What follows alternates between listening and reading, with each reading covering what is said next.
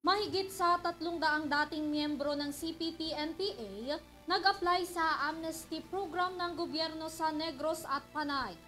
Si Dom Guerra para sa detalye ng balita.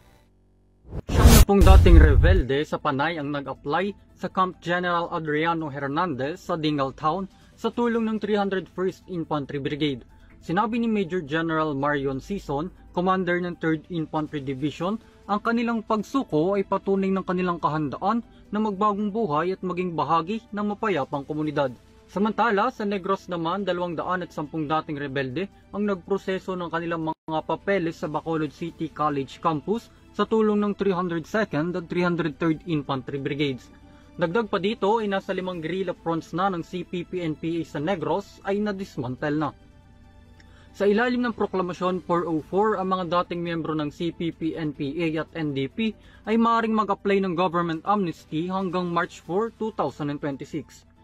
Saklaw nito ang mga krimen na nagawa bago mag-November 22, 2023, kabilang sa mga ito ang rebelyon, konspirasyon at proposisyon na magsagawa ng rebelyon, pagtataksil ng mga opisyal o empleyado, at iba pang katulad na krimen.